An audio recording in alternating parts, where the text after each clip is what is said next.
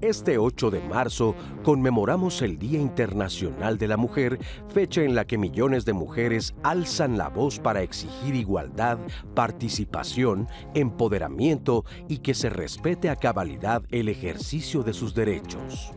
Claman para ser escuchadas y visibilizadas, valoradas y reconocidas, que se eliminen las brechas sociales y estructurales que les impiden tener las mismas oportunidades que los hombres. Se trata de una lucha que se acrecienta año con más fuerza y nos lleva a reflexionar sobre los desafíos que las mujeres enfrentan en un entorno de normas desfavorables que las han atado, marginado y orillado a vivir con desigualdades y violencia. Hoy, en Diálogos en Confianza, abordamos la importancia de generar espacios y políticas que nos permitan construir un mundo más justo, donde la plena participación de las mujeres sea realidad. Hola, ¿qué tal? Muy buenos días. Siempre es un gusto que nos acompañe aquí en Diálogos en Confianza, jueves de sociedad. Y como escuchábamos ya en la introducción, con este tema muy relevante, bueno, es la conmemoración del Día Internacional de la Mujer, pero también el tema de la igualdad sustantiva, que ya está plasmada en nuestra Constitución, la igualdad sustantiva, la igualdad salarial, pero ¿cómo se están aplicando estos derechos para las mexicanas? Qué importante es este tipo de conmemoraciones como el Día Internacional de la Mujer. ¿Para qué? Pues para abrirnos la mente, la perspectiva, no solamente a las mujeres, a las niñas, sino también a los hombres y a la sociedad en su conjunto, porque siempre hemos dicho aquí que la sociedad es la que finalmente logra hacer el cambio. Antes que otra cosa, voy a saludar a mis compañeras.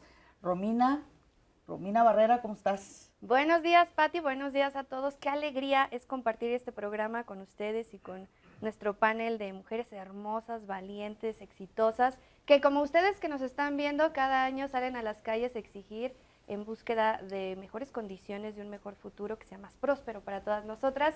Y yo los invito a que se pongan en contacto con Diálogos en Confianza a través de nuestro centro de contacto con la audiencia en el 55 51 66 40 00. Ya también estamos completamente en vivo en nuestras plataformas digitales, en YouTube, en Facebook. Nos pueden escribir también por X, por Instagram, en fin, estamos en todos lados esperando sus comentarios y atendiendo sus dudas también.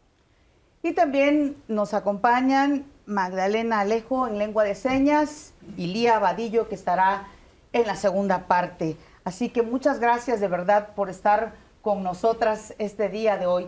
Y bueno, voy a comenzar a presentar a nuestras panelistas que, como nos decía Romina, mujeres muy preparadas, mujeres de lucha, mujeres que pues están dispuestas siempre a poner su grano de arena para lograr los derechos, bueno, que los derechos se conviertan en realidad. Esa es la clave, ¿eh?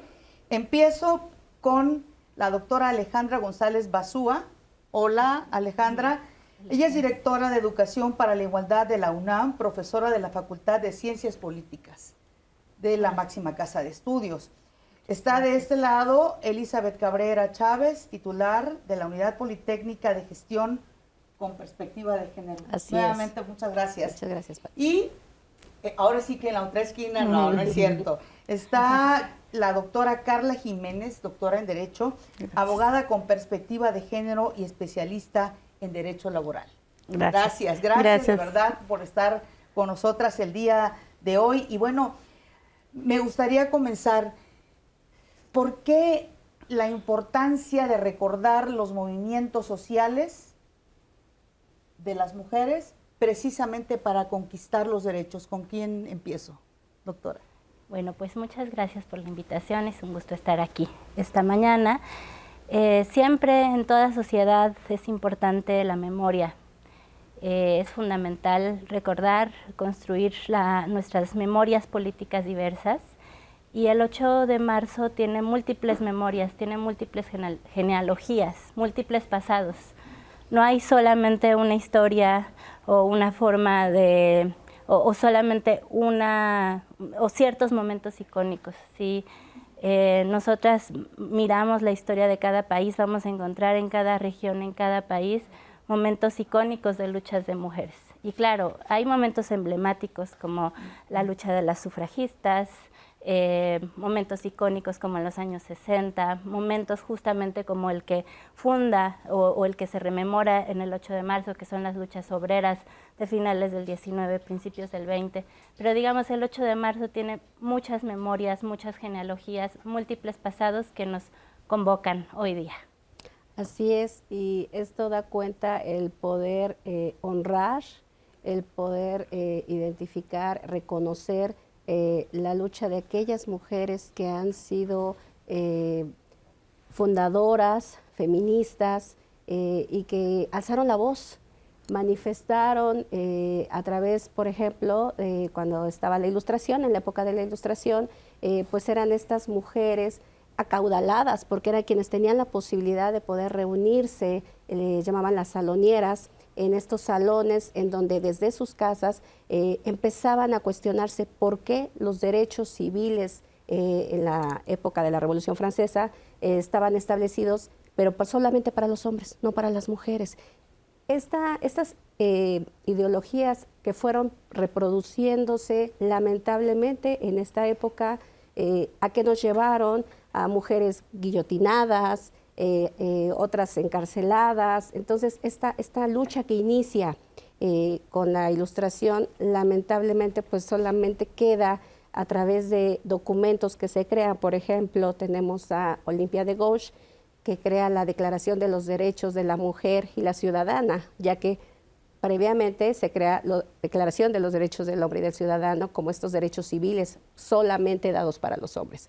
Entonces, ella es guillotinada, por ejemplo, en esta lucha incesante, y evidentemente este documento no va a generar un efecto. ¿Por qué? Porque todavía estábamos en este proceso donde la mujer no tenía voz ni voto, la mujer no podía ejercer ni siquiera el derecho de decidir con quién casarse, mucho menos podíamos hablar del divorcio, nada de hablar sobre un derecho a la educación, ¿no? Entonces, esta historia es muy importante darla a conocer para que las personas puedan entender que no estamos hablando de un proyecto de moda, que no estamos hablando de un problema con los hombres, no, estamos hablando de una lucha a través de la cual históricamente hay una deuda en contra de la mujer por no tener el ejercicio pleno de los derechos que los hombres por el simple hecho de nacer ya lo tenían concebido. Así es. Y como decías, doctora, y esto es importante, es conocer la historia, el pasado, para entender el presente. Así es. ¿Estás de acuerdo? Totalmente de acuerdo, Pati. Justamente el tema de la lucha, del movimiento del 8M, es para recordar, para tomar conciencia y para que todas las personas nos demos cuenta que efectivamente los derechos que tenemos, que hemos ganado, pero que no se ha concluido todavía las mujeres, es un derecho histórico. El tema de los derechos laborales, por ejemplo, es una lucha. Cuando se hablaba de derechos de todas las personas trabajadoras, las mujeres también decían, bueno, si bien somos explotados como personas trabajadoras, como mujeres todavía somos mayormente explotadas. Entonces, ¿qué se buscaba con esta lucha de las mujeres trabajadoras? Pues tener mejores condiciones de trabajo. Y si bien se lograron algunas condiciones, hablando específicamente, por ejemplo, en nuestro país, hoy en día sabemos que las condiciones todavía no se han garantizado. Es decir, el movimiento nos recuerda que no solamente tenemos que garantizar los derechos, que no solamente tenemos que reconocerlos, sino también hacerlos eficaces. Y la eficacia implica que, pues, en la realidad, en los hechos, aquellos o aquellas mujeres y personas trabajadoras, pues, realmente tengan acceso a esos derechos en cuestiones de igualdad, como si fuera cualquier persona trabajadora. Entonces, creo que es momento para que todos sí tomemos conciencia. Coincido totalmente, no es una lucha de hombres y mujeres, no es una lucha de buenos y malos, es una lucha en donde todos tenemos que ser solidarios, sororas, las mujeres, los hombres también. ¿Por qué? Porque seguramente lo vamos a ver más adelante. En esta lucha, en este tema, pues cuando hablamos de la perspectiva de género, pues implica hombres y mujeres. Sin duda, porque además es la forma en que la sociedad completa puede participar precisamente en los cambios y que se deben de dar. ¿Por qué exactamente el 8 de marzo? Ya sabemos que hay varios acontecimientos, varias situaciones que se encaminaron a crear este día. ¿Por qué el 8 de marzo? Bueno, la historia del 8 de marzo es larga, no está exenta de polémicas, de mitos y demás, pero tiene un origen de las luchas obreras a finales del 19, principios del 20. Después de la Revolución Industrial. Después de la Revolución Industrial, aunque, por supuesto, bueno, este es uno de los orígenes, pero si nosotros alargamos la memoria, pues la lucha de las mujeres es mucho más larga. Recordemos en la antigua Grecia, en la Grecia antigua, cómo luchaban las mujeres o cómo se organizaban para posibilitar la paz, para exigirla, en fin, o sea, podríamos ir a otros lados. Pero el 8 de marzo es importante porque a lo largo del siglo XX se fue justamente creando una conciencia en diferentes movimientos feministas para lograr tener un día en el que se pensara específicamente en las diversas luchas de las mujeres. En 1975 la ONU lo institucionaliza como el Día Internacional de la Mujer, no sin debate. En realidad siempre ha estado un debate alrededor de este día. Hoy, por ejemplo, hay múltiples discusiones acerca de si el 8M ha perdido, se ha despolitizado, se ha comercializado y ha perdido este potencial de lucha con el que se originó. Y yo creo que es muy importante recordar que el 8M tiene que extenderse en el calendario. Si es un día para pensar, es un día para profundizar en ciertos temas, para difundir, para divulgar, para salir a las calles, pero la lucha por los derechos sustantivos de las mujeres y por la igualdad sustantiva tiene que ser en todo momento. Y algo importante es que la historia, por supuesto, se relaciona con el presente y con cómo comprendemos nuestros presentes, pero también con cómo imaginamos los futuros. O sea, la historia es fundamental para proyectar futuros distintos y para proyectar vidas en común diferentes, más justas, más dignas, más libres para todas las personas. Sobre todo eso que dices, más justas, más libres, ¿no? Hombres y mujeres con igualdad de oportunidades, igualdad de derechos, pero para ejercer la libertad. Así es. ¿No? Bueno, vamos en este momento a pues ver este sondeo que se hizo y le preguntamos qué hace falta para alcanzar mayor igualdad entre hombres y mujeres y así nos respondieron. Escuche, por favor. Las marchas visibilizan a las mujeres, a las demandas de las mujeres y que bueno, sabemos que los cambios no son rápidos, sino poco a poco. Y bueno, ahora con nuestra presidenta, imagínense cómo no, estamos bien presentes las mujeres y además nos sentimos empoderadas. Han generado más conciencia dentro de la sociedad. Se ha hecho más visible algunos problemas que antes normalizaban y que ahora enfocan más como problemas, ¿no?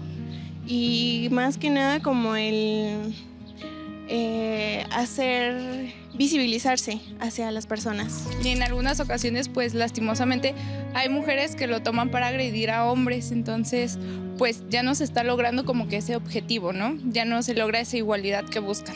Lo que yo no estoy de acuerdo es que ya se involucren personas que no vayan con la causa, ¿sí? La causa del empoderamiento, del pues exigir derechos como mujer, pero ya cuando entran terceras personas que nada más hacen en eso sí yo no estoy de acuerdo, porque ellas sí ahí sí no me representan.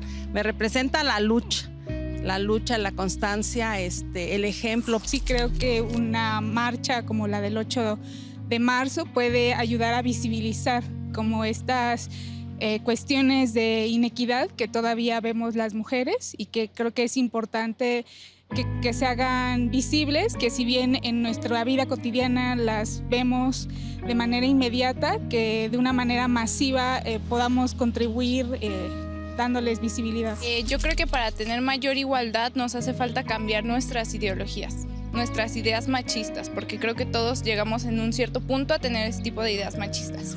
Yo creo que tenemos que tener una educación, ¿no? Desde los pequeños, para que haya igualdad, para que nos veamos de manera igual, porque no por decirlo se va a hacer el cambio, sino esto es educativo, es de tiempo, es de reconocer tanto los derechos de nuestras parejas, de nuestros hombres mexicanos, como que ellos también se eduquen y reconozcan los nuestros, ¿no? Creo que es como el concientizar la equidad de género, más que igualdad, es equidad sobre el género entre hombres y mujeres respecto a las situaciones de cada persona. También es muy importante empezar desde la familia. Yo tengo 3 hijos, 2 varones y una mujer, y uno de los ejemplos que le he dado es que tanto su papá como yo vamos a la par. Ni él va adelante, ni yo voy adelante de él. Los dos vamos a la par, los dos luchamos por nuestra familia, y además mis hijos ven ese ejemplo, y como ejemplo también les he enseñado a que deben de respetar a la mujer y la mujer debe respetar al hombre, a su pareja. Entonces yo creo que todo empieza desde la familia.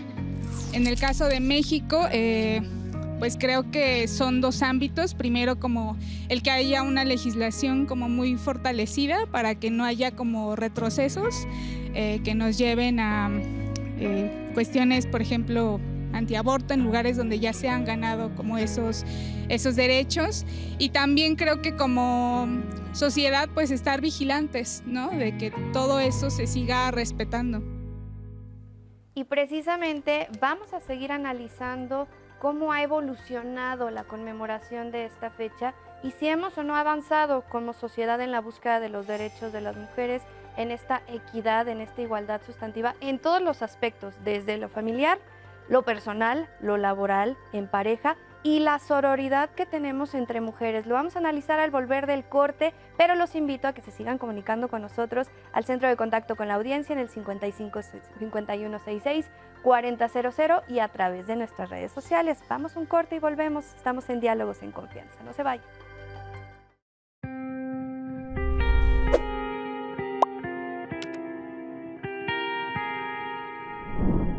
El Día Internacional de la Mujer se instituye para recordar las valientes luchas feministas que han transformado la sociedad. Es una fecha para rendir homenaje a aquellas mujeres cuyo coraje y lucha inspira a las nuevas generaciones a trabajar por un mundo más justo e igualitario. Gobierno de México. Y esto es precisamente lo que buscamos, generar un entorno favorable, no nada más para las mujeres, sino para todos como sociedad. Por eso es muy importante para nosotros seguir recibiendo sus comentarios, sus dudas, y me voy a permitir leer algunos. Dice una persona, en mi trabajo, que es un hospital, estoy presentando una situación de acoso laboral por parte de una persona, un compañero de mi área. Ya he recurrido a instancias superiores, pero la situación sigue igual desde hace 3 años. Temo por mi integridad y por mi vida. ¿A qué instancias puedo acudir para que me ayuden? Ya estoy muy afectada emocionalmente. ¿Qué le podríamos decir? Sí, bueno, sí, tenemos un problema desde mi punto de vista en la Ley Federal del Trabajo.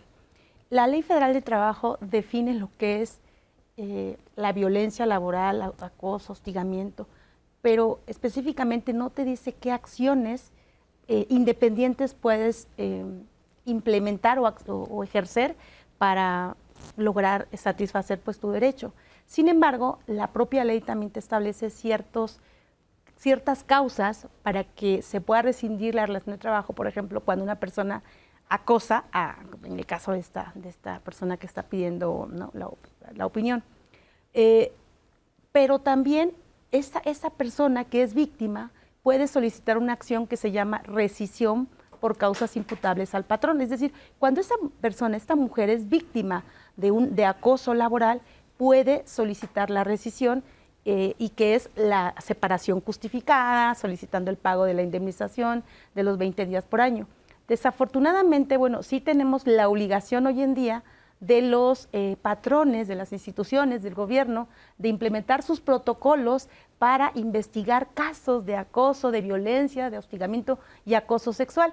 Pero es una obligación que no se está ejerciendo en la mayoría de las empresas privadas y mucho menos en las empresas de gobierno. Entonces, ¿qué haría? Bueno, yo le diría que acudiera, tiene como varias vías, ¿no? Porque si puedo acudir, digamos, a la Procuraduría lo que va a hacer, pues bueno, es ejercer una acción y también va a decir, vámonos a los tribunales. Cuando se trata de casos de violencia, de acoso sexual, de discriminación incluso, la propia Ley Federal del Trabajo reconoce que estas personas no pueden agotar ahora esa instancia conciliatoria, ¿no? Sino que se pueden ir directamente. Entonces, pudiéramos varias vías, la vía laboral, incluso habría que ver específicamente si hay algunas cuestiones ahí de violencia sexual, porque a veces el acoso laboral va relacionada con violencia sexual y ahí sí acudir a una fiscalía para delitos sexuales. Y tercera, dar vista a la Inspección del Trabajo también para que se tomen las medidas y ver qué es lo que no está haciendo la institución porque está violentando los derechos de esta persona y de todos seguramente. No hay un clima laboral sano. Ahora, hay una cuestión que me imagino que para la gente que nos está viendo también es muy importante, esta cuestión del miedo, porque de pronto las mujeres no denuncian o no denunciamos por el miedo, porque a lo mejor, como en el caso de esta chica que nos escribió, pues es un superior. Entonces llega esta idea de, es que es su palabra contra la mía. Ahí, ¿cómo funciona o cómo protegen a las mujeres en este sentido? Sí, bueno, lo que sucede también que hay medidas, a ver, en materia laboral, desafortunadamente todavía no tenemos desarrollado, sí hay algunas sentencias que ya se han implementado, donde se han condenado algunas empresas para medidas de reparación o medidas de protección. En materia penal existen medidas de protección, entonces, si se presenta una denuncia ante la Fiscalía Especializada en Delitos, pensando que hay temas de delitos sexuales, se podría solicitar medidas de protección y dentro de las medidas de protección implica que sean separadas estas personas del lugar, porque si se separa ella, pues estaría revictimizando. Entonces, claro, ella se puede separar del lugar, la persona agresora se tendría que separar del lugar de trabajo o separar del área, pero además hay otra medida que es esa, la protección, ¿no? ¿Cómo evitar? Se tenían que dictar estas medidas para evitar que la persona siga siendo agredida. Yo la invitaría a presentar denuncias, y no solamente la denuncia en materia penal, sino también demandas ante las instancias competentes, que serían las instancias laborales, los tribunales laborales, y solicitaría las medidas de reparación integral. Y entre estas medidas de reparación integral incluso implica que pueda ser atendida por personas especialistas en temas, por ejemplo, de violencia de género, ¿no? Temas psicológicos, atención psicológica, psiquiatra, porque una persona que es víctima de acoso laboral y de acoso sexual, pues tiene un daño, y dentro de los daños, pues es un daño a la salud física y a la salud mental. Entonces creo que son varias vías, y la otra, dar vista a la Inspección del Trabajo para ver si esta institución está cumpliendo con estos mecanismos de atención o estos protocolos para investigar los casos de violencia laboral, acoso o hostigamiento sexual. Y es que justo esta pregunta que hizo alguien que nos está viendo y lo que comentaba Romina sobre el miedo, nos lleva a preguntarnos, bueno, ok, ya están las leyes, muy bien, pero ¿cómo se están aplicando? Así es. ¿Qué tanto hemos avanzado precisamente en eso? Y esa es una pregunta de fondo. Sí, ¿están de acuerdo? Sí, de hecho, dentro de este paquete de reformas que presenta el año pasado nuestra Presidenta de la República, hecho histórico, es el parteaguas que también deberemos de mencionar, la primera mujer presidenta de nuestro país, y que llega con un paquete de reformas que abona justo al reconocimiento de la igualdad sustantiva, ya como un derecho elevado a rango constitucional, pero dentro de este paquete de 7 artículos que se reforman, el cuarto, el 21, 41, 73, 116, 123, establece que debe de haber la aplicación de la perspectiva de género. Y ese es un elemento, ¿el punto clave?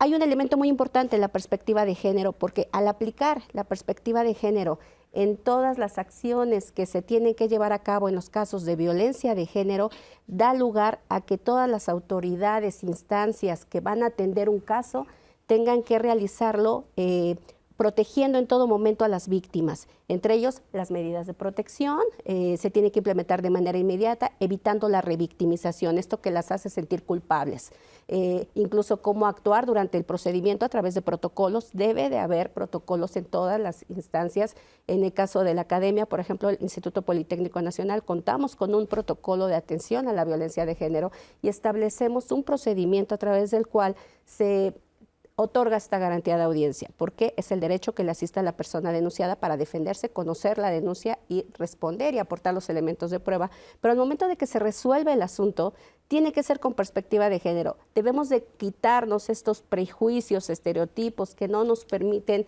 identificar esta problemática y resolverla de la mejor manera, cuidando en todo el proceso que las víctimas lleven un procedimiento en el cual, si requieren una atención psicológica, se les pueda brindar ante todo. Es más, antes de denunciar, tenemos que estar muy pendientes y atentos de que las víctimas tengan esta atención psicológica para iniciar un procedimiento de denuncia. Así es, y por eso la importancia de la lucha y de la conmemoración del Día Internacional de la Mujer, darnos siempre este recordatorio, ¿no? Así es. A mí me gustaría decir dos cuestiones fundamentales. Uno es que hay que mirar a la legislación como un producto de luchas, de movimientos, de expectativas, de lo que queremos ser como sociedad. Legislaciones que también tienen contradicciones, que son perfectibles siempre y que están vivas. Legislaciones abiertas a lo que el futuro, a lo que las generaciones venideras nos indiquen. Por ejemplo, en materia de violencia digital hace falta muchísima legislación, en materia laboral también, porque cada vez el trabajo se modifica, las formas de trabajar cambian y necesitan ir acompañados estos cambios de mejores legislaciones. Pero también es necesario apuntalar el cambio social, el cambio estructural, el cambio cultural. La legislación es fundamental, indudablemente, pero necesitamos una sensibilización en materia de género, transversalizarla en nuestra vida cotidiana y transversalizarla también reflexionando en otras formas de poder y exclusión que reproducimos. La discriminación, la desigualdad por razones de género, la violencia también está acompañada de otras relaciones de poder estructurales como el racismo, el clasismo, la discriminación por edad, la discriminación a personas que tienen alguna discapacidad, y todo esto es importantísimo mencionarlo. Entonces es un día para pensar estructuras de dominación, de exclusión que reproducimos cotidianamente en múltiples espacios de la vida social. Así es. Y es una fecha que tiene un origen muy distintivo. Hablábamos ahorita de por qué luchamos ahora, pero ustedes saben por qué comenzó precisamente esta exigencia, este salir a las calles, esta búsqueda de la igualdad, de equidad, de más derechos para las mujeres. Vamos a escuchar a la doctora Karina Bárcenas. Ella es investigadora del Instituto de Investigaciones Sociales de la UNAM, quien nos cuenta precisamente de dónde viene esta fecha del 8M. Y el origen de la conmemoración del 8 de marzo pues se remonta al año de 1910. Es en ese año cuando, durante la Segunda Conferencia Internacional de las Mujeres Socialistas, surge la iniciativa de conmemorar durante un día a las mujeres, pero con el énfasis de que sea la conmemoración de la mujer trabajadora. Con esto quisiera decir en primera instancia que es una fecha pues, que surge para visibilizar desigualdades, inicialmente en el mundo del trabajo, dado que las mujeres pues tenían, incluso hasta la fecha en algunos lugares sigue siendo así, cargas de trabajo similares a las de los hombres, pero salarios inferiores. En el caso mexicano pues fue lo mismo. En las primeras décadas del siglo pasado son los sindicatos los que toman esta bandera y esta conmemoración para visibilizar esas desigualdades a las que se enfrentaban las mujeres en el ámbito laboral. Ha cambiado muchísimo a la par que se han visibilizado distintas agendas para las mujeres. Yo creo que un año de inflexión fundamental es 1975. En ese año se lleva a cabo en México la conferencia de la ONU y se proclama también el Año Internacional de la Mujer. Entonces, a partir de ese momento se abre un abanico de agendas de mujeres, inicialmente, por ejemplo, asociadas a la maternidad voluntaria, a la libertad sexual. Recordemos que esa década pues es todavía la década de la libertad sexual, consecuencia de las protestas de 1968. Y de ahí en adelante pues se siguen articulando distintas agendas. Creo que un cambio muy significativo también sucede en el año 2016 con lo que se conoció como la Primavera Violeta. Hasta antes de esa fecha, y lo dicen muchas feministas de larga data en nuestro país, quienes salíamos a marchar éramos únicamente las feministas, las mujeres que estábamos en los movimientos, en los colectivos. Creo que desde el año 2016 en adelante se da un cambio fundamental en el sentido de que muchas mujeres, aun cuando no se consideran, se autodenominan como feministas, salen a las calles. Y ese parteaguas que fue la Primavera Violeta en el año 2016 y que tiene como antecedente la viralización de Mi Primer Acoso, es un parteaguas para una de las grandes marchas del 8M en nuestro país, que fue la de 2020. Si bien, por ejemplo, el 25 de noviembre, el 25N, se conmemora el Día de la Erradicación de las Violencias contra las Mujeres, el 8 de marzo de 2020, cifras oficiales nos dicen que 80,000, pero se calcula que mucho más. 80,000 mujeres al menos salieron en la Ciudad de México a protestar contra las diferentes violencias machistas. Entonces, ese gran cambio yo creo que nos lo ha mostrado estas décadas, del 75 al año 2000 al menos, cómo se ha cambiado en términos de ciertos derechos sexuales, reproductivos, y cómo hemos llegado a un punto de quiebre frente a las violencias machistas que vivimos las mujeres en este mundo patriarcal, y que en los últimos años podemos sumar, yo creo, el gran número de desapariciones y no digamos el alto índice de violencia feminicida que tenemos en nuestro país. Muchas gracias a la doctora Karina Bárcenas. Y una pregunta que les quiero hacer. ¿El 8M ayuda a visibilizar la lucha por los derechos de las mujeres? ¿Por eso es tan importante esta conmemoración? Por supuesto, ayuda a discutirlo, ayuda a que se tematice. Estamos aquí y como este programa se replican en otros espacios, en las universidades, en diferentes espacios educativos, incluso en espacios laborales. Eso es indudable. Repito, esto tendría que alargarse de diferentes maneras en todo el año, ¿no? Pero claro que está sirviendo para cuestionarnos, para incluir, para pensar que hay diferentes formas de ser mujer, diferentes formas de luchar, diferentes maneras de vivir, de priorizar. Aquí escuchábamos a diferentes generaciones, y eso es muy importante, el diálogo intergeneracional, cómo estamos viviendo diferentes personas estos cambios, cuáles son nuestras expectativas, cuáles son también nuestras posibilidades, nuestros disensos. Eso es muy importante en una sociedad plural Claro. como la nuestra. Pero claro, hay que defender el derecho a tratar con dignidad a todas las personas. Ahora hemos visto, sin duda, un cambio generacional. Me refiero están mucho más comprometidas las nuevas generaciones, hay más apertura en las nuevas generaciones, tanto de hombres como de mujeres, precisamente en la importancia de trabajar por los derechos, por la igualdad de las mujeres. Esto es algo que debemos de aceptar, que es algo muy bueno que esté ocurriendo. No sé si sea el caso particular de nuestro país, yo creo que en todo el mundo, ¿no?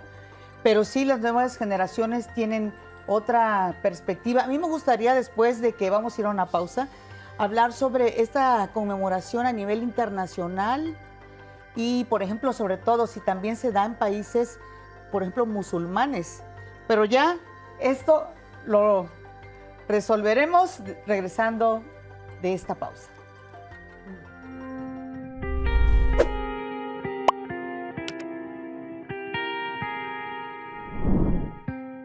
Este 2025 se conmemorará el Día Internacional de la Mujer con el tema para las mujeres y niñas en toda su diversidad, derechos, igualdad y empoderamiento.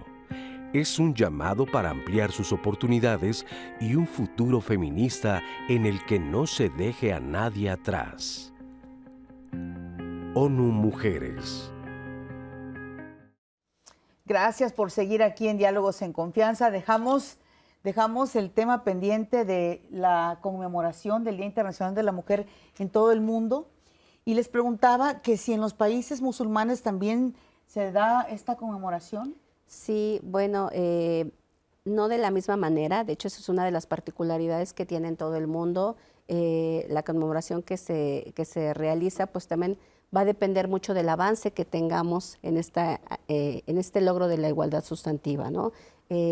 Países musulmanes no han avanzado como tal vez en los países de América Latina, ¿no? Y de ahí la lucha todavía es más grande, pero también debemos de considerar pues que no tienen esta posibilidad, esta apertura de poder expresarse, de poder manifestarse como pasa en México. En México claro, tenemos esta libertad de expresión a través de la cual colectivas, asociaciones feministas se manifiestan y eso me permite mencionar lo que qué implica el poder manifestarse, qué implica esta posibilidad de poder expresar, alzar la voz por la igualdad sustantiva, este derecho para que todas las personas tengan el mismo trato, las mismas oportunidades, nos lleva a visibilizar que no es una lucha en contra de los hombres y que de ahí es donde se ha distorsionado, lamentablemente, porque consideran, incluso los hombres han llegado a pensar que hablar de feminismo es decir, están en contra de nosotros y se sienten incluso agraviados. No es así. Estamos en este ejercicio de igualdad porque, insisto, hay una deuda histórica en contra de las mujeres que da cuenta de que por el simple hecho de nacer, la mujer no tenía derechos. Entonces, ha ido reproduciéndose y algo muy interesante que se veía en el corte, y si me permites nada más informar, ¿por qué ahora las juventudes se expresan de manera distinta? Porque es una educación diferente, afortunadamente. La educación que tenemos desde nuestros ancestros, ¿cuántas mujeres no fueron robadas por hombres?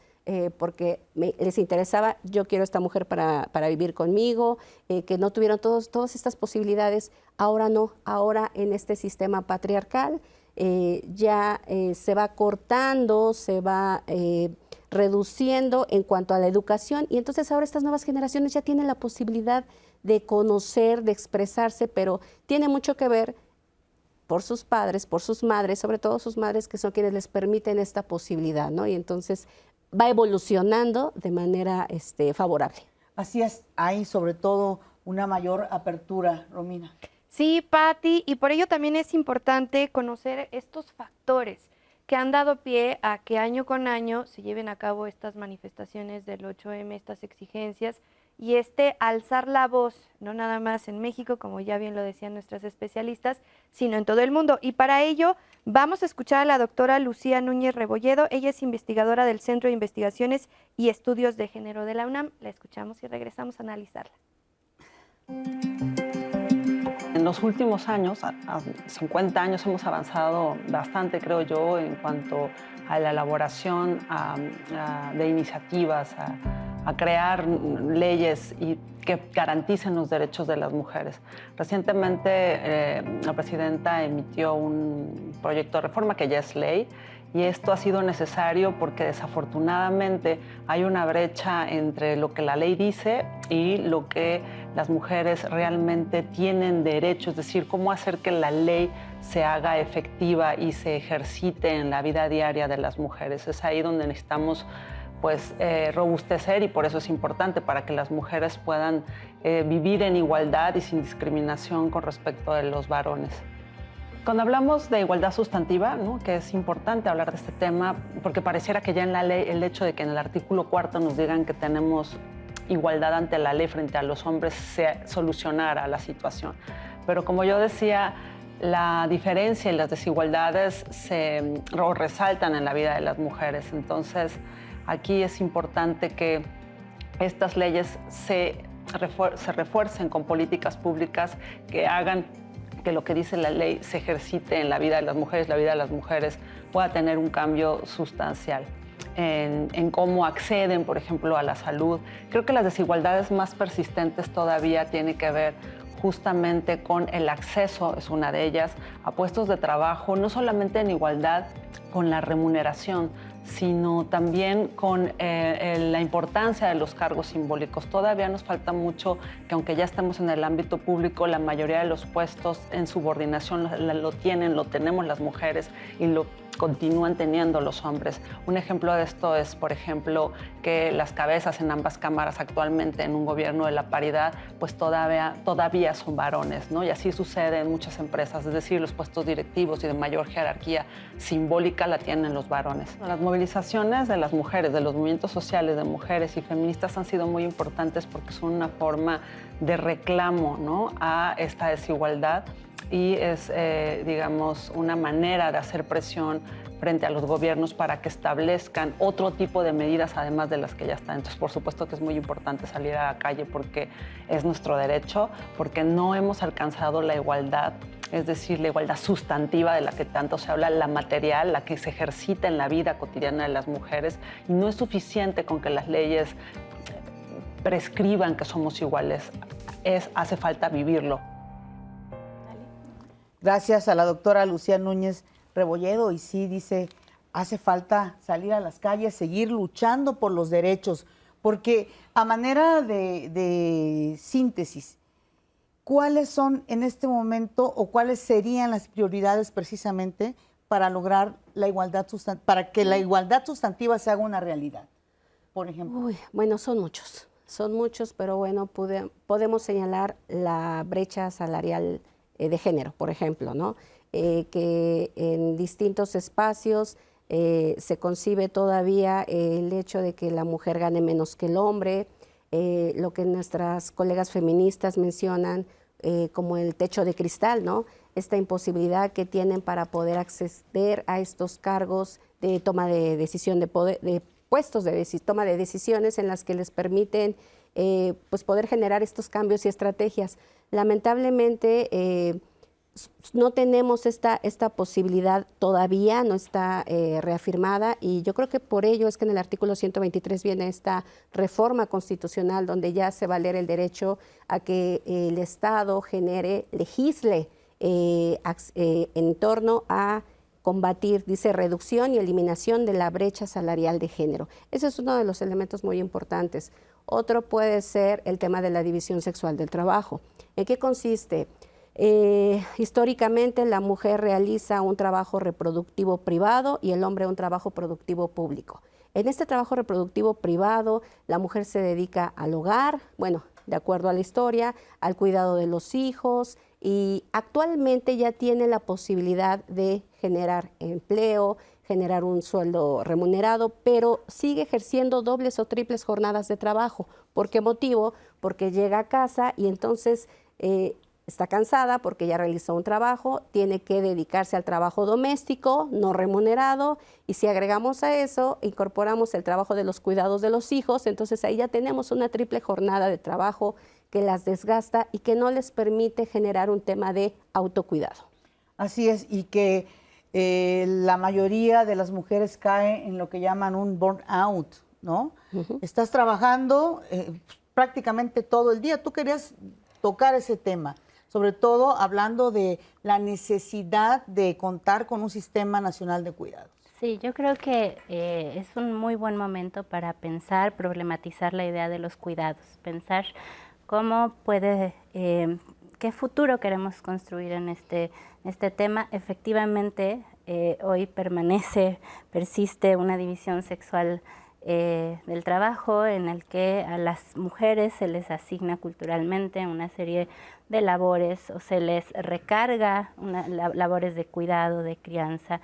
Y no solamente es la jornada de trabajo en términos de tiempo, sino también de la carga mental, que esto hay que considerarlo, que tiene otra temporalidad, ¿no? Entonces, es una carga que recae en las mujeres y es muy pesada. Y entonces hay que trabajar no solamente con legislaciones que promuevan esta igualdad sustantiva, que promuevan o que a partir de la equidad logren una igualdad sustantiva, sino también hay que trabajar en cambios culturales, en transformaciones estructurales, en donde modifiquemos la concepción que tenemos de la crianza, del cuidado, de la familia, de lo que nos corresponde en función de nuestro género. Y yo quería decir algo de la pregunta pasada, porque no quiero que se me quede. Sí. Que en realidad hay que pensar que hoy día en muchas partes del mundo los movimientos y las luchas de las mujeres se expresan de diferentes maneras. Y que algunas se arropan, se identifican, se sienten interpeladas o se identifican como movimientos feministas, pero hay muchos otros movimientos de mujeres que se identifican de otras maneras y que se vinculan, por ejemplo, con la lucha por el derecho al agua, por la defensa de la tierra y demás. Entonces, también creo que para pensar los cuidados hoy día debemos mirar otras experiencias. Debemos aprender a aprender, debemos mirar y aprender, de muchas otras experiencias de la historia de los cuidados, ¿no? Privilegiar o atender a todos estos pasados que nos constituyen y que nos llevan a preguntarnos cómo históricamente hemos cuidado, cuál ha sido la historia de esta división sexual del trabajo y qué queremos hacer, qué podemos hacer. Y ahí sí interpelar a toda la sociedad. Y que ya lo habíamos dicho al principio de este diálogo, en confianza, la necesidad también de exponer estos temas, la importancia de que estos temas se aterricen en los medios de comunicación. ¿Para qué? Pues para que puedan llegar precisamente a los hogares, que es donde también se tiene que trabajar. Bueno, ahora los voy a invitar a que veamos a Brenda Arias, ella es secretaria técnica de la Comisión de Igualdad de Género del Congreso de la Ciudad de México. Bueno, ella hará un recorrido de cómo el país, cómo se ha logrado el reconocimiento de las problemáticas precisamente alrededor de las mujeres y sobre todo también las iniciativas que buscan mejorar el entorno de las mujeres. Ahorita tenemos la primera mujer presidenta que justamente está identificando que existen estas problemáticas y que las reformas a veces no solamente van a permitir que las mujeres accedan a los derechos, ¿no? Sino también garantizar que puedan acceder a esos derechos en otros ámbitos de la vida social. Ahora tenemos las reformas vinculadas a igualdad sustantiva con igualdad salarial, medidas de protección para las mujeres que viven violencia, ¿no? Se busca que justamente estas problemáticas que siempre han existido, que las principales son la división sexual del trabajo, que existe entre las mujeres y los hombres, en donde las mujeres realizan más actividades de cuidados, pero son actividades incluso domésticas que a veces pensamos que no son trabajo, ¿no? Y que no son remuneradas. Entonces el reconocer igualdad de salarios cuando ya sales a otros espacios a trabajar, pues es fundamental para poder generar una autonomía económica para las mujeres, porque muchas veces hablamos de mujeres que sufren violencia y que no pueden salir de esas situaciones de violencia, tiene que ver y se vincula mucho con esta situación de vulnerabilidad económica. Actualmente las reformas de materia de igualdad sustantiva que impulsó la presidenta Claudia Sheinbaum ya se aprobaron en el Congreso Federal, ya están dentro de nuestra Constitución Federal, pero ahora están llegando a todas las entidades locales en donde pueden hacer modificaciones a sus leyes locales, porque justo tenemos esa autonomía de los estados, entonces nos posibilita que podamos hacer otros cambios en esas leyes que tal vez no tienen todavía estas modificaciones importantes que pueden identificar cuáles son las violencias estructurales que viven las mujeres.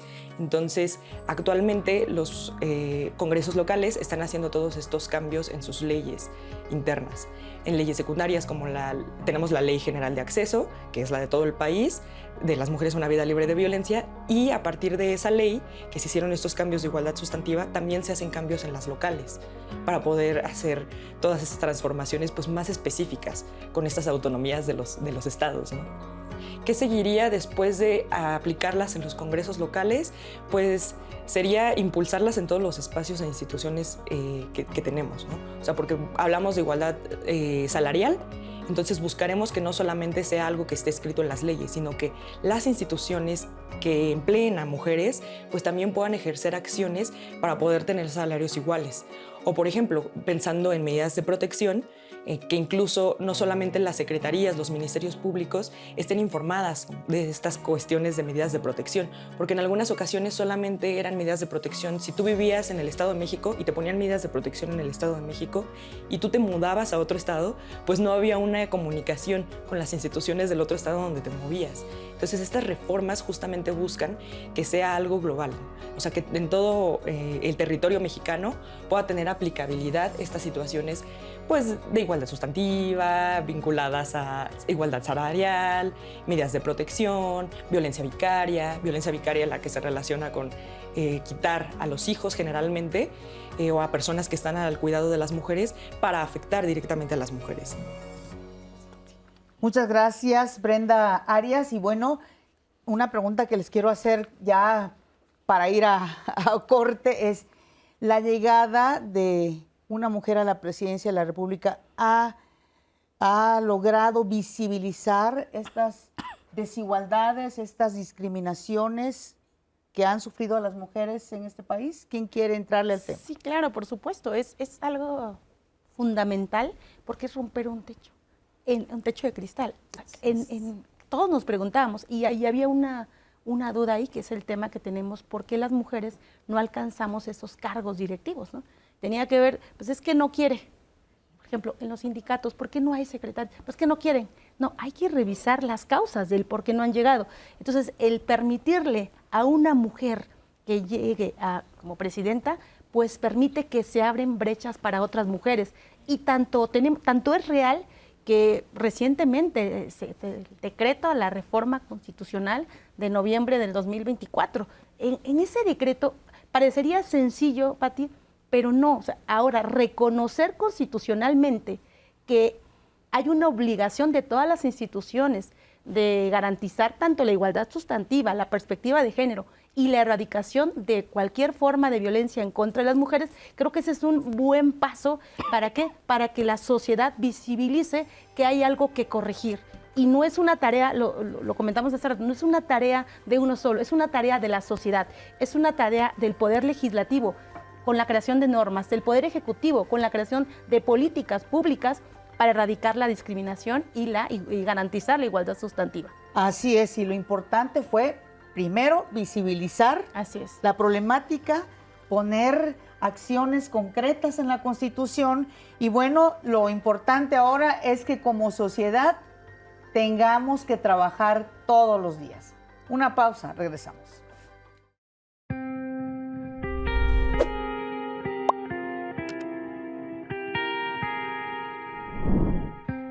Se estima que en México se cometen 10 feminicidios al día. Tan solo el año pasado, casi 1,5 millones de mujeres fueron víctimas de violencia y se les apoyó en refugios y centros de justicia. Gobierno de México. Gracias por continuar con nosotros y con este dato impactante. Estábamos hablando del trabajo que debemos de hacer como sociedad y bueno, este dato es, decía yo, impactante, pero además lo impactante es saber que muchos de los abusos, de las violencias se ejercen en los hogares contra las mujeres.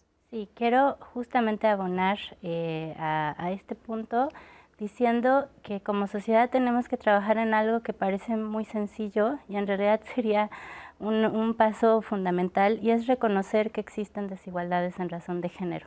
Si lo reconocemos como sociedad, si en todos los hogares, si en nuestra vida cotidiana reconocemos que existe desigualdad y que eso nos empobrece como sociedad, que eso empobrece nuestras posibilidades de construcción de porvenires distintos.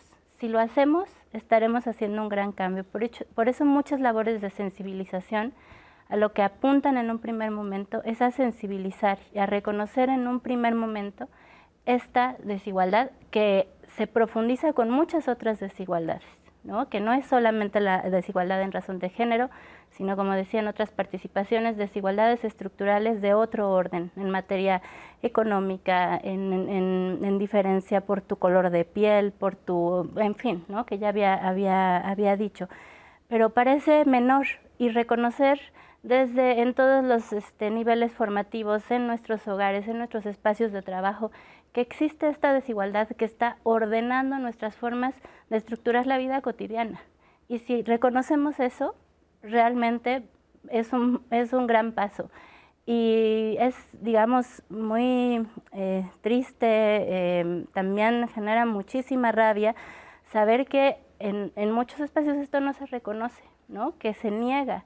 Y creo que es ahí en donde hay que ir conjuntando esfuerzos, que un primer momento es sensibilizarnos para poder transformarnos, para poder discutir colectivamente qué es lo que queremos construir y hacia dónde caminar. ¿Querías comentar algo? Sí, muchas gracias. Y justo como lo comenta mi compañera, estos ejercicios que se reproducen desde la casa. Un ejemplo, llega el hijo de trabajar y ¿qué es lo que dice la mamá? ¿Sabes qué? A la hija, atiende a tu hermano porque está cansado de que llegó a trabajar, pero sin darse cuenta de que la hija trabajó y estudió, ¿no? Entonces, estos ejercicios que van reproduciendo desigualdades y que lamentablemente no nos permiten romper con estas brechas de desigualdad de género, son las que desde casa debemos de trabajar. Este trabajo de cuidados que se tiene que llevar a cabo entre todas las personas que habitan en un hogar, el no decir me va a apoyar mi marido para hacer esto, me va a apoyar mi hijo, no. Este es un trabajo en conjunto que vamos a ir reproduciendo, incluso en el tema de las violencias. La violencia es aprendida. Claro.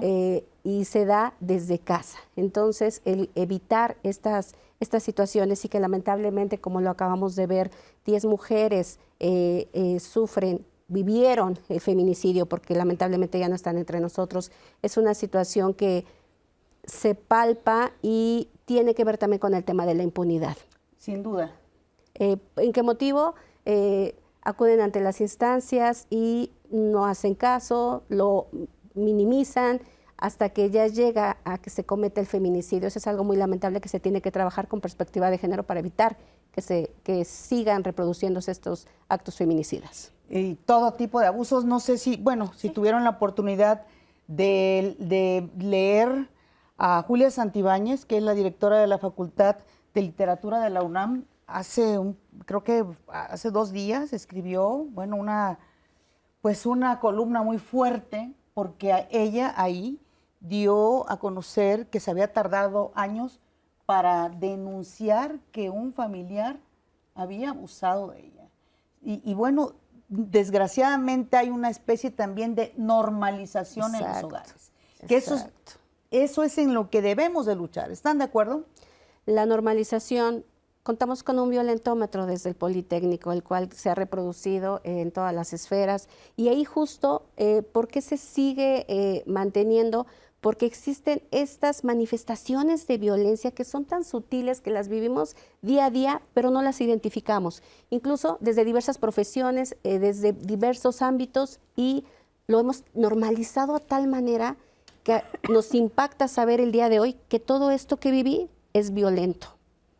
Terrible, pero es la realidad. Sí. Y también hay que hablar de la violencia ejercida entre mujeres, porque esta es una de las causas por las que salimos a marchar cada 8M, pero en muchas ocasiones entre nosotras no hay esa sororidad. Por ejemplo, nos dice Ar, no estoy de acuerdo con el término sororidad, precisamente, cuando lo promueven mujeres que violentan, critican, lastiman y envidian a otras mujeres. Es importante reconocer actitudes misóginas por parte de mujeres, visibilizarlas y construir vínculos y espacios seguros entre mujeres, que a lo mejor llegamos a esto, a normalizarlo, decimos, bueno, es mi compañera de trabajo, no pasa nada, no me lo dijo en mala onda, pero existe la violencia.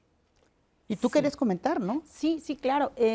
Me parece, yo soy capacitadora en temas de género y me ha tocado capacitar a instituciones, a sindicatos y alumnos, ¿no? ¿Qué he identificado? Y desde mi ámbito también como abogada laboralista. Cuando una persona es víctima de violencia en sus centros de trabajo, trae una historia. es víctima también seguramente en casa por este tema de la violencia que se va reproduciendo bajo este sistema patriarcal y sistema de género. 2, las personas a veces decimos, es que violentamos entre mujeres. Recordemos que es un sistema de género también, es un sistema patriarcal.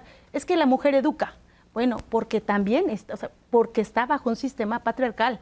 Entonces, ¿qué necesitamos aquí? Desde todos los ámbitos, sensibilizar desde la educación, pero cada uno desde su trinchera, desde la educación, desde la capacitación y sensibilización dentro de los propios centros de trabajo, por eso los protocolos para prevenir discriminación y violencia. Pero hay un tema que creo que no hemos tocado, Pati, y me parece relevante mencionarlo, porque decíamos que garantizarlo desde el Ejecutivo al Legislativo. ¿Y qué pasa con el Judicial?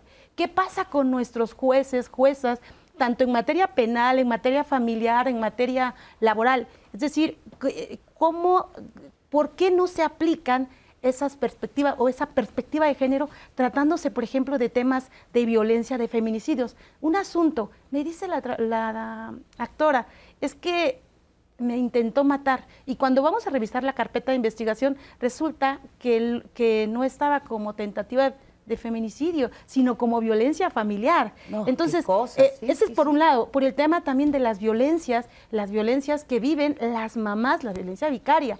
Y nos vamos al ámbito laboral, las personas, jueces en materia de trabajo.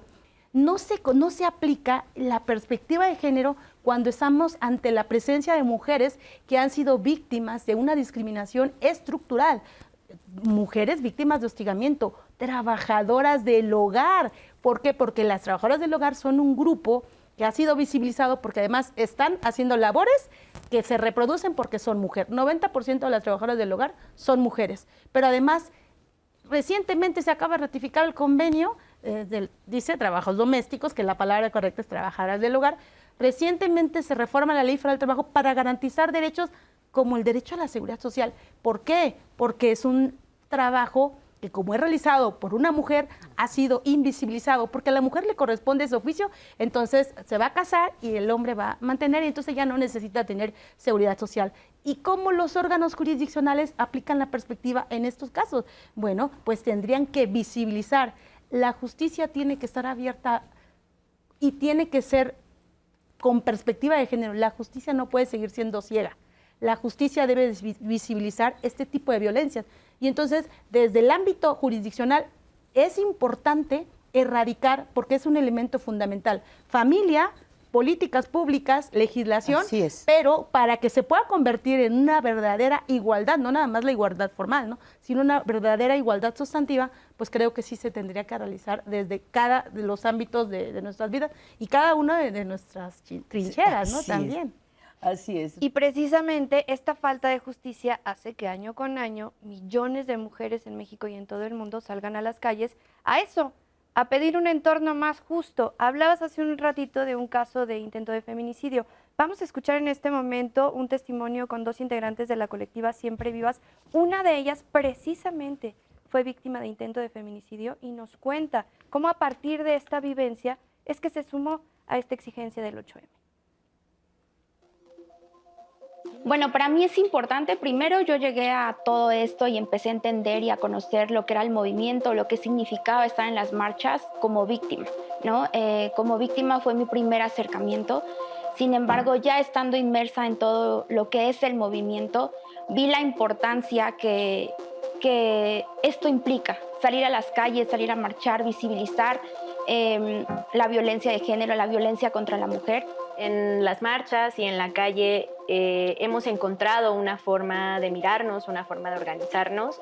También creo que las marchas del 8M, que son las más grandes en los últimos años, son solo un momento de la lucha, que para nosotras es muy importante lanzar el mensaje y decirle a las compañeras que nos encontramos ese día, que las luchas son todos los días, en todos los espacios, y que es importante que no demos pie a la desmovilización, que nos demos cuenta que hay muchísimas víctimas y muchísimas familias que necesitan del acompañamiento, del apoyo, del caminar lado a lado, y que es importante también que hagamos un análisis profundo de no dejar que también el capital y el sistema coopten estos movimientos.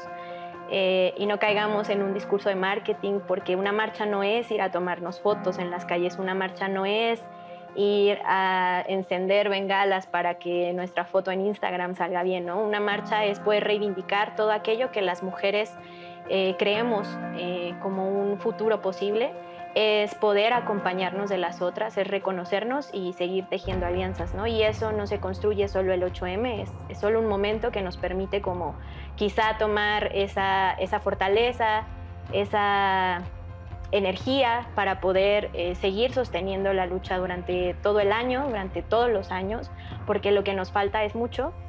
Yo escuchaba como todo lo que se estaba viniendo o lo que estaba surgiendo en los últimos 5 o 6 años, lo escuchaba como la sociedad en general o como la mayoría de la gente como espectadora. Sin embargo, en el 2020 yo inicié un proceso penal en contra de mi expareja por feminicidio en grave tentativa y es la primera vez que yo salgo a marchar con una lona, con mi cara, con mi nombre y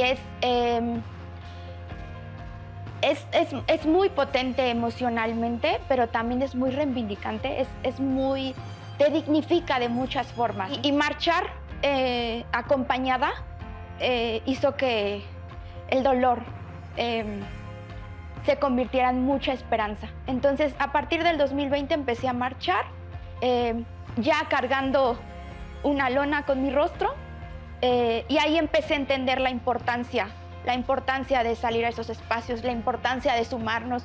Porque como decía Jerry, las redes de mujeres salvan vidas. Y mientras nosotras podamos construir en cualquier espacio de esta ciudad, en cualquier espacio de este mundo, ese tipo de redes, entonces creo que iremos avanzando poco a poco juntas. Y que si no se sienten del todo convocadas o les da miedo salir el 8M, pues que allí estaremos el resto del año también esperándolas en los demás espacios que seguiremos construyendo juntas.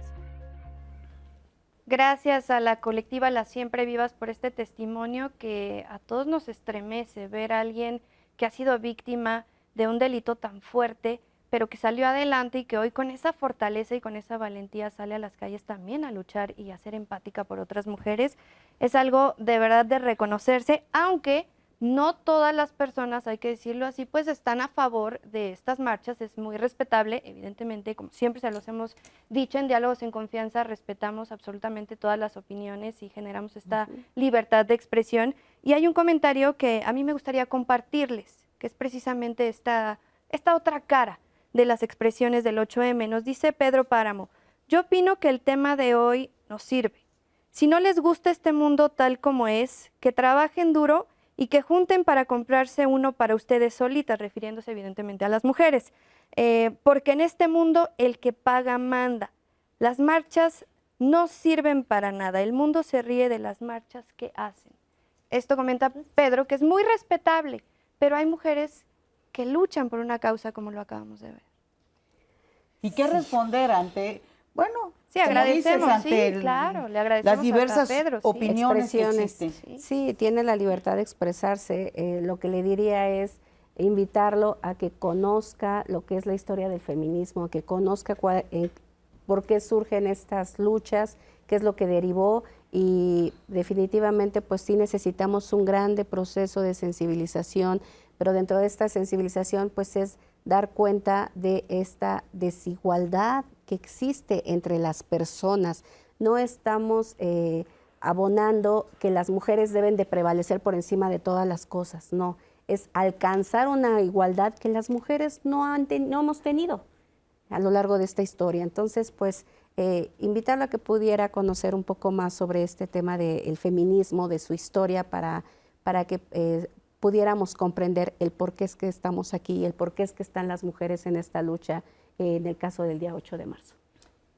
Nos dice David Monroy: las mujeres han tenido que luchar por ganarse el respeto, que es ser consideradas dentro de las visiones patriarcales. Esa ha sido la historia de la mujer. En el discurso ya existe el amplio reconocimiento, pero en la realidad falta mucho por hacer de todos los hombres y las mujeres. Y mira, ese comentario es muy bueno porque incluye a todos y a todas, porque como decían ustedes al principio, no se trata de estar en guerra entre hombres y mujeres, ni mucho menos, sino de trabajar todos como sociedad para erradicar esta discriminación, este diferente tipo de discriminaciones y bueno, construir sin duda un mejor país. ¿Están de acuerdo? Bueno, incluso a mí ese comentario me parece relevante para análisis, ¿no? Y ahorita te retomamos porque vamos a una pausa. Seguimos aquí en Diálogos, en Confianza.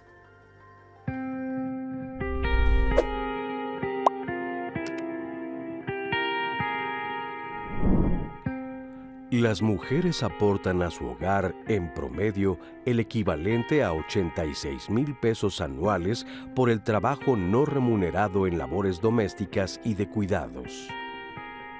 Instituto Nacional de Estadística y Geografía.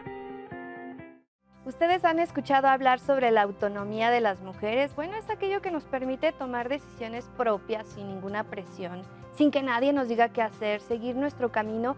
Y esto enfocado en las relaciones de pareja hace que tengamos una relación más equitativa, donde todos convivamos en amor, en paz, en igualdad, que vayamos uno con el otro de la mano. Y precisamente de esto vamos a platicar mañana viernes en Diálogos en Confianza en Pareja, en punto de las 9:30 de la mañana. ¿Qué es la autonomía de las mujeres? ¿Cómo la ejercemos para gozar de esta libertad, pero sin que interfiera de manera negativa con nuestra pareja? Lo platicaremos, ahondaremos y mis compañeras tendrán a unas panelistas muy expertos y expertas en la materia que nos van a ayudar a definir qué es y qué camino seguir para tener una mejor relación.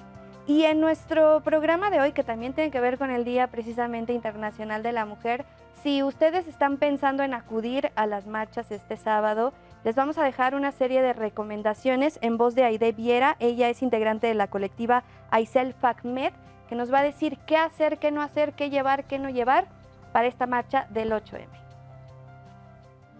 El significado y la importancia o la trascendencia que va a tener este espacio de la marcha en el 8M va a depender mucho de cada colectiva, porque depende mucho de los objetivos e incluso de las posturas políticas que tenga cada colectivo. Por ejemplo, no va a significar lo mismo la marcha del 8M para una colectiva transactivista, por ejemplo, o un colectivo de mujeres racializadas o de disidencias, que para un grupo de mujeres que vienen a lo mejor del ITAM, ¿no? o de la Ibero. La importancia radica en precisamente que es la ocupación del espacio público que nos pertenece, ¿no?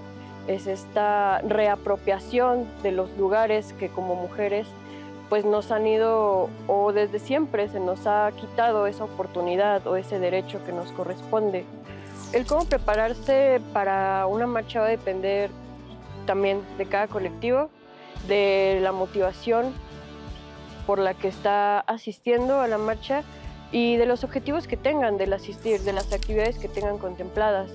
Lo que yo podría aportar para esto, pues es decir, la organización. Si es la primera vez de una persona asistiendo a la marcha, lo que le recomiendo es principalmente que no vaya sola, ¿no?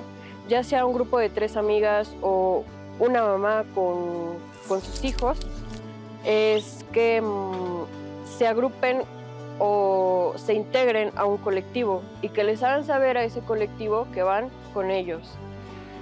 Ahora, si por ejemplo padecen alguna condición médica, es importante informarle a las personas de alrededor para que tengan conocimiento estas personas de cómo auxiliar en caso de alguna emergencia.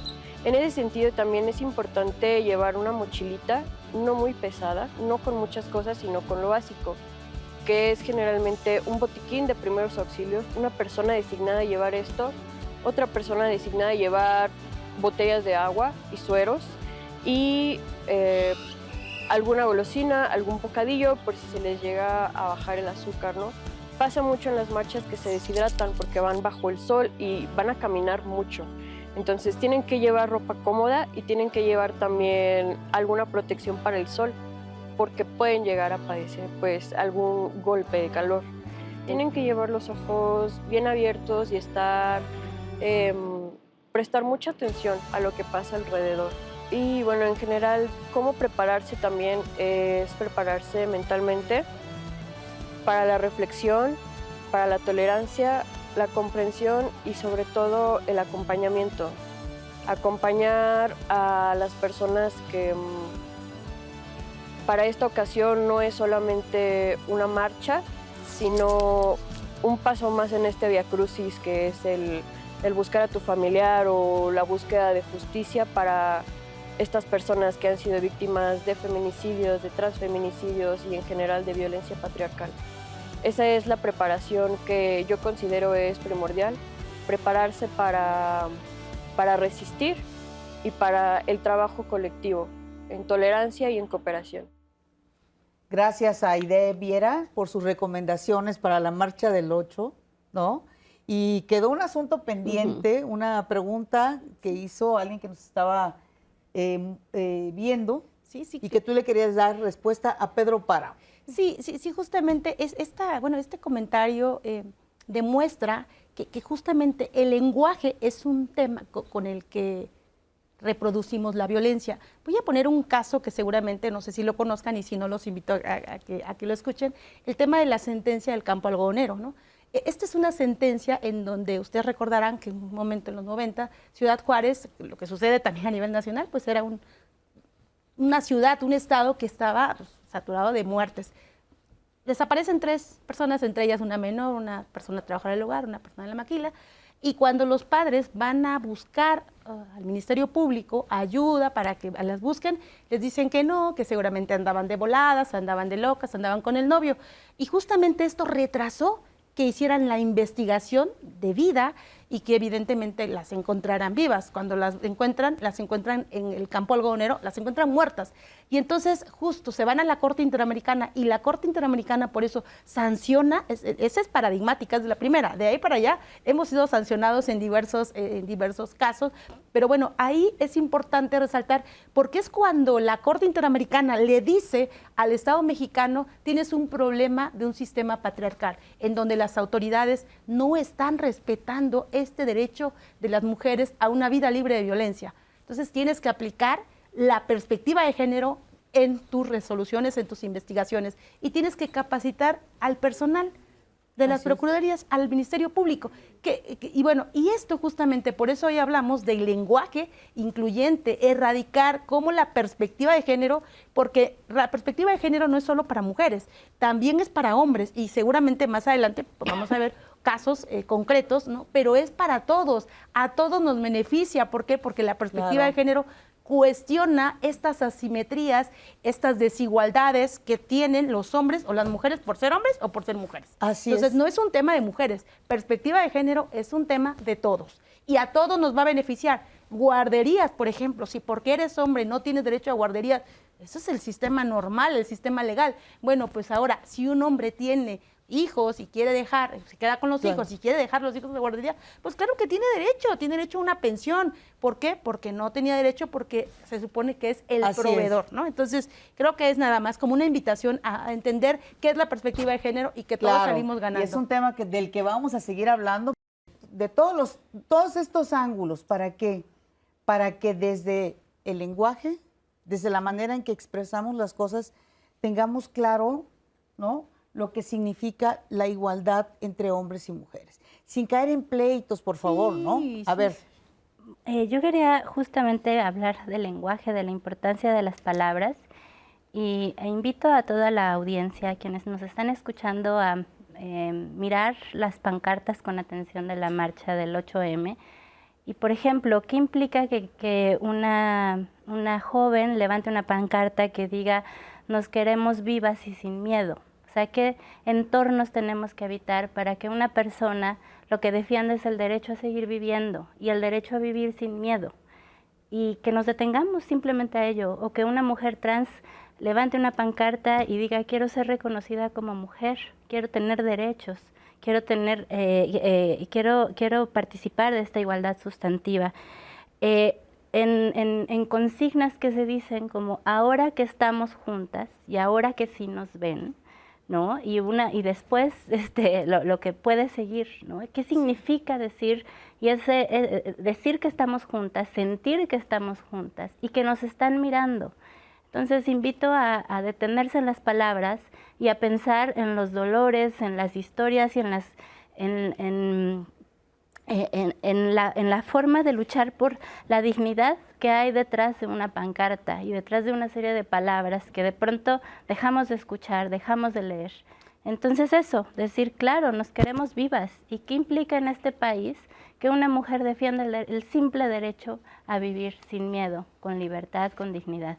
Sí, y bueno, pues este año lo que son mujeres nos invita a participar en una reflexión en torno a los derechos, la igualdad y el empoderamiento de las mujeres, adolescentes, niñas y niños.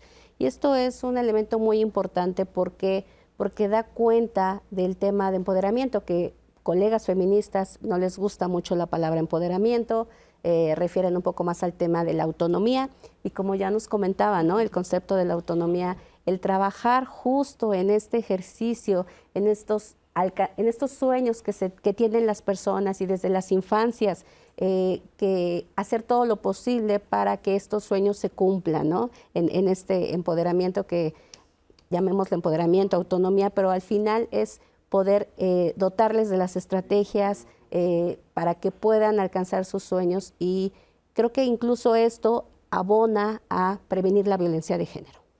Así es.